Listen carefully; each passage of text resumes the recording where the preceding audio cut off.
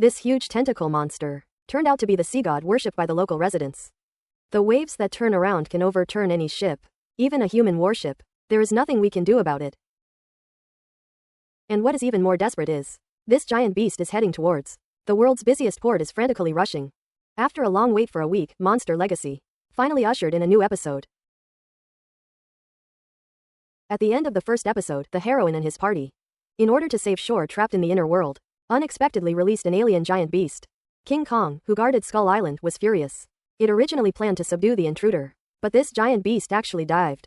King Kong could only face the initiator, roared angrily. Keiko and others in the helicopter were all sad, knowing that this giant beast would bring great trouble to mankind.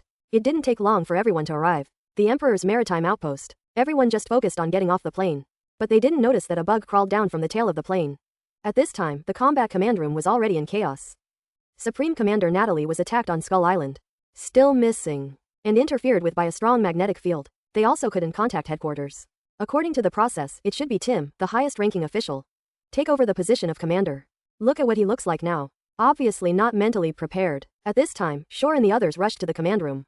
He wondered why this giant ship was parked here. Don't track down the giant beast. Tim immediately took out the charter and said something. They have to wait for the authorization of the headquarters. Shore is almost speechless. If you let that giant beast landing in a densely populated area, the consequences will be disastrous. They must find a way to stop it. Tim hurriedly stepped forward to insist. This ship is an outpost, not a warship. Shore immediately became furious. When did the Imperial Organization become so timid? Tim seemed to have been told the pain point. After hesitation, he finally gave the order. Start the ship to track the behemoth. The premise is to keep a safe distance and not get too close. And the strange beetle brought from Skull Island has already come to the ship's living area along the aisle. Kate and the others don't know anything about it. Daisy repeatedly affirmed. Rescuing Shore was a common decision for everyone. The space passage wouldn't have opened. Naturally, the giant beast wouldn't have come here. Father Daisy repeatedly affirmed. Rescuing Shore was a common decision for everyone. You shouldn't take all the responsibility on yourself. Kate's most disgusting. It's her father's logic. Thinking of her mother who was abandoned by the other party, she replied, "Are you comforting yourself like this?" Kate moved forward slowly in despair, but accidentally bumped into a staff member. I saw that the other party had just returned to his post with the documents. A strange movement suddenly rang in his ears. The man looked up curiously. The next moment, he was pounced on by a strange beetle. And at this time, Tim didn't know that the crisis had come. He had just repaired the communication system. He received instructions from headquarters. Superiors asked him to do whatever it took. Track down the otherworldly behemoth. It also came with a capture finger. That is, send Shore to the headquarters for review. Because in the previous season, he acted without authorization, invaded an outpost of the Imperial Organization. However, Tim knew Shore's abilities and character very well. At the same time, he also complained about the actions of some people at headquarters. He decided to use the fax machine as an excuse, ignoring this finger. After all, the next action. We have to rely on this experienced veteran. Shore watched the movement of the giant beast, while not forgetting to tell Keiko. Although the Imperial Organization was established by them, but it has long since become unrecognizable. At this time, the inspector came with news. The monster actually accelerated. With the horsepower of their ship, they couldn't keep up with it. Without hesitation, Shore ordered the power to be turned to the maximum. The driver and Tim opposed it together.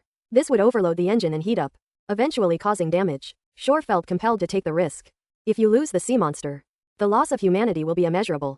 Just when the two sides are arguing, the radar detects the direction of the sea monster. It is the Strait of Malacca where a large number of ships are docked. Now Tim immediately shut up. Compared to the thousands of lives there, my ship is nothing at all. At this time, Keiko also stood up and spoke. Do you remember the mission statement of the Imperial Organization? Tim blurted out. Exploring and defending in the age of monsters. Keiko nodded. This is what Billy said. The core is to never stop pursuing the truth. Tim was speechless. Finally gave the order to move forward at full speed. But a very real problem was in front of everyone. This ship is not an attack ship. Even if you catch up with the sea monster, you can't change anything. Shore thought of the drone on the deck. Learned that it was also equipped with sonar equipment. He and Keiko looked at each other. The two were very sure of this giant beast. Extremely sensitive to infrasonic signals. It is completely possible to use the drone to release sound waves. Interfere with its direction. Daisy next to it offers divine assistance. He can manually adjust the pulse parameters. Simulate a sound wave signal similar to a giant beast. This makes it easier to affect each other. Mother Keiko accompanies the whole process. No matter how you look at it, the mother and son seem very discordant. Soon after, the modified drone takes off from the deck. Flying low against the surface of the sea, soon catches up with the behemoth in front of you. The operator activates the sonar device as planned. But the waves are too big. The Poseidon was not much affected. Shore scratched his ears and cheeks in a hurry. Asked the drone to fly lower again. Everyone stared nervously at the screen, but saw the sea monster suddenly extend a tentacle. Slapped the drone into the sea.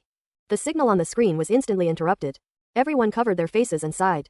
The only drone crashed. They also had no way to deal with the sea monster. At this time, Kate in the cabin walked out of her bedroom, but unexpectedly saw that the corridor was covered in blood. Follow the trail all the way forward. She actually bumped into the strange beetle.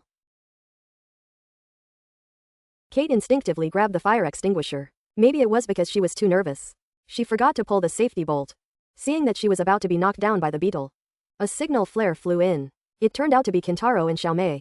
Heard the movement and rushed to support. Found that the beetle had lost its ability to act. Kate didn't forget to go up and make up for a few hammers. Who knew the next moment? The beetle actually let out a low roar. Invisible sound waves spread. Everyone in the control room widened their eyes. Because the giant beast that was about to arrive at the port suddenly changed direction. It seemed to have received some kind of call. It actually rushed towards the outpost location. Just when was at a loss. Kintaro sent a message. Told about the beetle. After Shore and Keiko saw the beetle's appearance, it suddenly came to an instant. Infrasound it emitted before actually belonged to a symbiotic relationship with the sea god behemoth. It was the infrasound it emitted before lured the behemoth over. Shore made a quick decision. Decided to send the beetle out of the outpost. This was the only way to escape the behemoth's pursuit. As the hatch on the belly of the hull slowly opened, Shore rushed out in the lifeboat. Keiko on the side of the ship was full of worry. He was still the same as when he was young. Do some impulsive and adventurous things. Steered the speedboat and galloped across the sea. The behemoth really abandoned the outpost. Chased in his direction. He glanced at the beetle in the cabin. It felt like the distance was almost. Shore turned around quickly. He threw the beetle into the sea with both hands. Although the behemoth stopped pursuing, the huge waves that could be raised still rushed towards the speedboat. Fortunately, Shore was fast enough. He was not affected by the huge waves. Everyone in the outpost breathed a sigh of relief. And the injured beetle, also quietly attached to the behemoth's body. Keiko's eyes flickered. Suddenly recalled on the island of Chile many years ago. See. I had encountered a similar scene myself. At that time, the expedition trio was guided by the proprietress to a hidden cave. Here they saw the tentacle monster that was worshipped by the local residents as the god of the sea. Attentive Billy has new discoveries. In the inconspicuous corners of the walls, densely depicted with strange beetles. Every distance, there are also a few chiseled lines. Billy's face gradually shows excitement. He hurriedly finds Shore and Keiko. Reminds them that it's time to go. On the walls of the cave, Billy finds the chiseled lines. It's actually a vague map. The direction it marks. It's likely the sea monster's migration route. Billy plans to go back to the archives in San Diego. See if there are any records of giant appearances on these routes. He thinks this is the best way to chase the Titan behemoth. However, Keiko wants to stay on the island for a few more days. They had been bumping the sea for 3 weeks before they got here. I just found some eyebrows. Are you going to give up? Billy has already been carried away by the discovery just now. Whatever you say, you have to get ahead of the monster. Arrive at the next roost. Shore is also on the side to help. Anyway, the islanders here don't welcome us. Why don't you leave early? However, Keiko is a very principled person. They decide. In the end, the three decided to split up. Billy went to track down and confirm the sea monster's migration route. Shore and Keiko stayed on the island, continued to study the sea god in the mouths of the islanders. But he didn't want to make such a hasty decision. In the end, it caused dissatisfaction among the local residents. The bar owner's face was gloomy. Last night, Keiko was repeatedly persuaded to leave. Unexpectedly, she would stay on this island. All the consequences that followed, they had to take it upon themselves. After sending Billy away, Shore and the two continued to return to the cave to look for clues. The attentive Keiko suddenly felt the ground was shaking slightly. She took out the sonar collector and listened carefully. Confirmed that the sound source was from the bottom of the sea. The two were about to go to the beach to continue sampling. The bar proprietress brought a local villager. Suddenly found it. The two of them were uncharacteristically not annoyed by Shore's and Keiko's private stay. Instead, solemnly apologized to them. Because the islanders here are so exclusive, they are naturally superstitious, worried that outsiders are coming. The gods they worship will not show up. Today happens to be the island's annual worship day. The proprietress solemnly invites Shore and the two to participate. Keiko only thought it was a good opportunity to repair the relationship between the two parties. So she nodded and agreed without hesitation. The group quickly came to the event square. Looking at the bustling crowd, Keiko couldn't help but sigh. I didn't expect so many people to live on this island.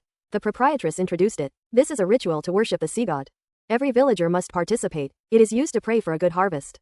At this time, the local villagers brought a few glasses of wine. Keiko and Shore drank it all in one gulp without any defense. Next was the part where the villagers sang and danced. The two of them felt dizzy at the same time.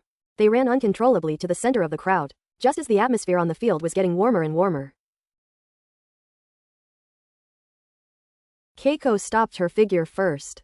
Several strong men carrying a strange-looking big fish to the center of the square. The strange-looking big fish came to the center of the square. The strange-looking big fish came to the center of the square. After worked together to lift it high. The man with the fish crown on his head swung his long knife hard. Abruptly cut open the snow-white belly of the big fish. Dispersed. At this time, Keiko felt a familiar vibration again. Only this time it was even stronger. Keiko and the two were stunned in place. Until they found that all the surrounding villagers had dispersed. At this time, Keiko felt a familiar vibration again. Only this time it was even stronger. In the next second, the two of them widened their eyes. I saw a dense cluster of strange beetles rushing down from the top of the mountain. Shore and Keiko were so frightened that they ran away. The streets of the village were quickly filled with beetles. They wanted to ask the villagers for help. However, the doors of every household were closed. But he didn't want a loud roar ahead. Prepared to take Keiko to take refuge in the boat. But he didn't want a loud roar ahead. Only the giant tentacle monster poked out its head. Those strange beetles seemed to have been summoned. Actually let go of the two of them. Swam straight towards the sea. This is Legacy of Monsters. The content of the second episode of the second season. The amount of monsters in this season. Sure enough, it has increased a lot compared to the previous season. If these shots are not synthesized by AI, then the production cost of each episode. It's almost time to catch up with an ordinary movie. Well, that's all for today's commentary. If you like it, please continue to pay attention. See you in the next issue.